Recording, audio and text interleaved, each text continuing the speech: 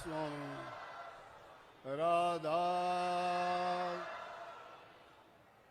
राधा स्वामी दयाल की दया, राधा स्वामी सहाय, राधा स्वामी। मंच पर आसीन पूजनीय संत जन महाराज, भक्त लोग, विभिन्न धर्मों के आचार्य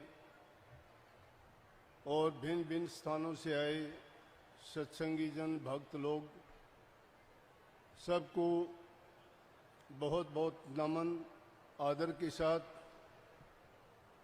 सबका अभिवादन। बड़ी सौभाग्य की बात है और ये अवसर अशोक जी अखिल भारतीय दादू संघ सेवक के प्रधान हैं, उनसे हमारी गहरी मित्रता है, बड़ा प्यार करते हैं और उन्होंने इस अवसर पर आप लोगों से मिलाने का ये बहाना बनाया कि दादू साहब के इस ज्ञान के महायज्ञ में शामिल होने के लिए महापुरुषों के दर्शन करने का हमें अवसर मिला। ऐसे अवसर कभी कभी ही आते हैं। इतनी महान हस्तियां जिन्होंने अपना पूरा जीवन गुरु भक्ति में, प्रभु भक्ति में, समाज कल्याण के कार्यों में, परहित और परजन के सुधार में अपना जीवन लगाया हो, इससे बड़ी बात हो नहीं सकती। अब संतों के बारे में हमारा छोटा मुंह है, क्या महिमा कर सकते हैं?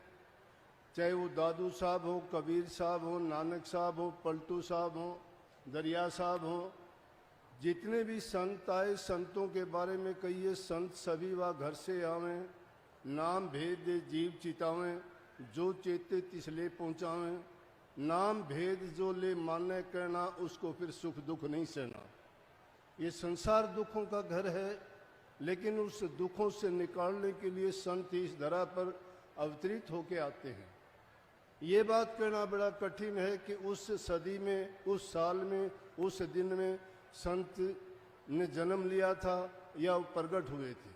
संत कभी आते जाते नहीं हैं, वो तो मानवता के कल्याण के लिए हमेशा धरा पर मौजूद रहते हैं। रूप बदल सकता है, जगह बदल सकती है, कार्यशैली बदल सकती है, लेकिन जीवों का कल्याण करने के लिए भिन्न भिन्न नामों से उन्हें पुकारा जा सकता है। दादू साहब से भी एक समय में ऐसा जिक्र आया था और पूछा था कि दादू साहब आपकी क्या उम्र है, आप कब के हो? हम तो उनको साल में गिनते हैं, दिनों में गिनते हैं। दादू साहब ने जवाब दिया था कि दादू आदू आदकार आजकाल का ना, रामचंद्र जी लंका चढ़े तो दादू दल के माँ। दादू साहब ने बताया हम एक युग में नहीं, हम हर युग में आए थे। श्री रामचंद्र जी जब रावण को सजा देने के लिए लंका में पधारे थे तो हम उस दल में भी शामिल थे। उन्हें दादू साहब की याद में हमें और भी कई अवसर मिले। मैं जब भी मुझे संतों के बारे में पता लगता है कि जहाँ संतों ने विचरण किया, उनकी वाणी आज भी उस वायुमंडल में, उस स्थान पे जब पहुंचोगे तो आपको उसी प्रकार से सुनाई देगी। अगर आपके सुनने वाले कान होंगे तो, अगर आपके हृदय में उनके प्रति प्रेम, आदर और सत्कार होगा तो वो कभी जाते नहीं, हमेशा मौजूद रहते हैं। दादू साहब ने अपने समय में ही कितने ही जीवों का जिन्होंने दर्शन मात्र किए, उनका सबका कल्याण किया और बाद में भी ऐसा संदेश दे के गए कि जो भी हमें खोजना चाहे, मेरे आने वाले समय में जो भी मेरे उपदेश, आदेश और प्रचार को आगे बढ़ाएगा, उसी में दादू साहब के दर्शन आप कर लेना। कितनी बातें हैं, एक एक कहानी अगर हम याद करते हैं तो सभी संतों की एक जैसी मिलती जुलती कहानियां हैं। डाकुओं को, ठगों को, चोरों को, लुटेरों को भी उन्होंने अपने उपदेश के द्वारा, ज्ञान के द्वारा सुधार के उनको ऐसे महान बना दिया कि दुनिया उनको पूजने लगी। अभी थोड़ी देर पहले ही हम विश्राम कर रहे थे, वहाँ सेवकों ने बताया कि जो पीथा डाकू था और दादू साहब के पास में आया तो एक पीठा के अनेकों डाकू ऐसे हुए हैं, लेकिन जब संतों के दर्शन करते हैं, दर्शन करने मात्र से उनके जन्म जन्मांतर के सभी पाप एक क्षण में धुल जाते हैं। तो पीठा साहब गुरु दादू के दर्शन करने के बाद में ऐसे हो गए कि उनको दोबारा डाकू ने कहा कि भाई हमारा काम नहीं चलता, हमारा काम लूट खसूट करके जीवन निर्वाह करना है, आप आइए दोबारा से और अपने काम में लग जाओ। कहने लगे कि जमन गंग उल्टी बहे और पश्चिम उगे भान, पीठा चोरी ना करे गुरु दादू का ज्ञान। गुरु दादू ने जो ज्ञान दिया है कि मैं दोबारा से उस नरक में नहीं पड़ना चाहता। संतों का अगर कोई ज्ञान सुन लेता है और उसका जीवन अगर नहीं बदलता है तो लानत है ऐसे जीवन पे। हमें संतों के उपदेश को सुनना नहीं, वचन सुने सुन सुन के गुणे गुण गुण के काट ले, सार काट सारतिस करे आहार, कर आहार पुष्ट होया भाई, जग भय सब गई नशाई। अब इन बातों को हम बाहर की दुनिया में खोजते हैं, ढूंढते हैं, सिर्फ ऐसे बाणा बदलने से कुछ नहीं होता। मन की बाण को नहीं बदलते, आदत को नहीं बदलते हैं, दिखावे की भक्ति रह गई है, सिर्फ दिखावा करते हैं, अपनी पूजा करवाना जानते हैं, लेकिन हमें जिसको पूजना चाहिए क्या हम उसको पूजते हैं? मन में कपट बेईमानी अब भी भरी हुई है। दूसरों को उपदेश देते हैं, लेकिन उस उपदेश को कौन मानेगा जब तक हम अपने जबान से सच्चे नहीं हैं, हमारी करनी अच्छी नहीं है। अगर हम किसी को अच्छा करने के लिए कहेंगे तो कैसे वो सुधर सकते हैं? इसलिए हमें अपना जीवन को एक दूसरों के लिए आदर्श बना के दिखाना चाहिए कि हम ऐसा करते हैं, तो उनको कहने की बताने की जरूरत नहीं। ये संत दुनिया में अपना मत फैलाने के लिए नहीं आए, मत तो उनके नाम से बाद में बने हैं। कोई दादू पंथी, कोई कबीर पंथी, कोई राधा स्वामी, कोई सिख धर्म, कोई ईसाई मत, क्यों ये मत हो गए? ज्ञान जब सबका एक है, सभी उस सुधार की बातें करते हैं, सभी मनुष्य जीवन को कहते हैं सबसे उत्तम है। इसी जीवन में कहते हैं कि जीव का कल्याण हो सकता है। जन्म मरण 84 की जो फांसी लगी हुई है जीव को, इस काल की जेल से अभी निकल सकता है। संत और महापुरुषों की सेवा स्वरूपा करके, दर्शन करके, उनकी उपदेश की पालना करके अपने जीवन को अगर हम सच्चा, अच्छा और पवित्र बना लेते हैं तो कोई कारण ही नहीं है कि हमारा जीवन ना सुधरे। बेक की बात नहीं है। महात्मा लोगों से मेरा उठना बैठना बहुत प्रेम है, सबसे प्रेम है, लेकिन क्या है कि काफ़ी ऐसे हालात गुजर जाते हैं कई बार कि कही हुई बात को उल्ट सुन लिया जाता है। लेकिन हमें चाहिए कि उन महापुरुषों से जब भी हमारा संपर्क हो, दर्शन हो, हमें अपने मन में अगर सच्चाई के साथ और विश्वास और यकीन के साथ हम उनकी बात को मानते हैं, दर्शन करते हैं, तो हमारा जीवन उसी दिन से बदल जाएगा। लेकिन दुनिया में आते हैं तो दुनियादार बन जाते हैं, संतों के पास जाते हैं तो भगत बन जाते हैं, उनके सामने जाते हैं तिलक लगा लेते हैं, भेंट बढ़ा लेते हैं कि भगत हूँ मैं, सेवक हूँ मैं। लेकिन सेवक और भगत कैसे बनोगे? भक्ति करता वही भगत होता है, सेवा करता है वही सेवक होता है। सेवक को मान बढ़ाई इज्जत की जरूरत नहीं, सम्मान की जरूरत नहीं, सेवक को तो सेवा ही करनी है। दादू साहब के बारे में कितनी आप देखोगे कि उन्होंने ऐसे ऐसे लोगों से टकराव हुआ। मैं तो दादू साहब के बारे में खैर जैसे बताया इन्होंने कि कई बार ऐसे अवसर आते हैं काफ़ी बोलने का, क्योंकि संतों की बात एक दूसरे से मिलती है, वही होती है। दादू साहब में यही बात हो रही थी। एक बार दादू साहब उठे, सुबह सुबह गए। उस जमाने में किसान लोग कुएं से पानी निकालते थे, चिड़स से पानी निकाला करते, ऊंट या बैलों को जोड़ के, और जब पानी का चिड़स ऊपर आता था तो वह आवाज लगाते थे, आजा राम, रुक जा राम। तो उससे क्या होता था, बात बात में राम का, खा ले राम, सो जा राम, उठो राम, जागो राम, सो राम, पियो राम, राम ही राम।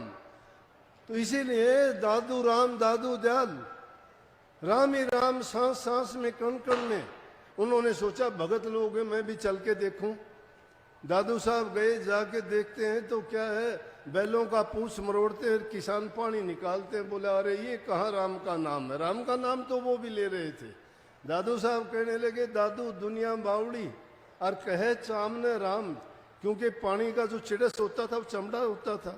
दादू दुनिया बावड़ी कहे सामने राम, पूंछ मरोड़े बैलकार काटे अपना काम निकालने के लिए हम भक्ति दिखाते हैं। हम सच्चाई के साथ उस राम को अगर जपें जो दादू साहब ने बताया है। दादू साहब ने किसी चीज को मिथ्या नहीं कहा, दुनियादारी की परंपराओं को, रिवाजों को, सभी रिवाजों को निभाया और सबको मानते हुए उन्होंने कहा भी।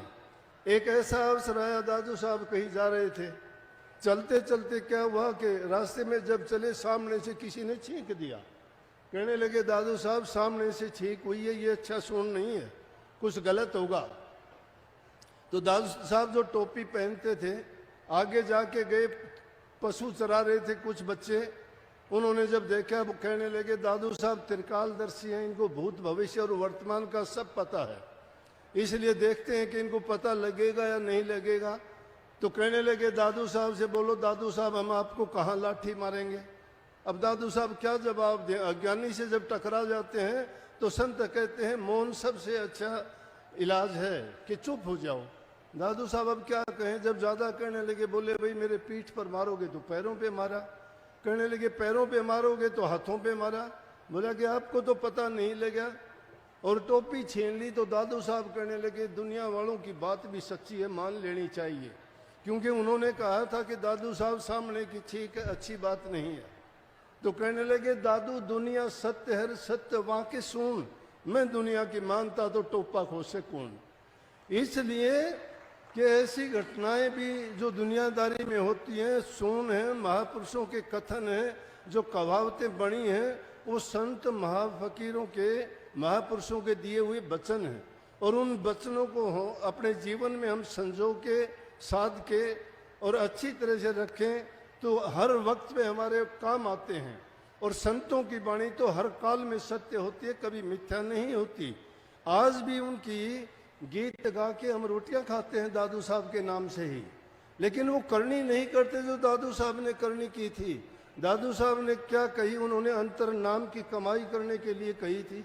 अब नाम कौन सा नाम, हम तो नाम जो नाम है नाम को जानते नहीं है, नाम उस नाम की कमाई करते हैं ना जपते हैं। अगर उस नाम को जपते होते, करनी करते तो हमारा कल्याण हो जाता।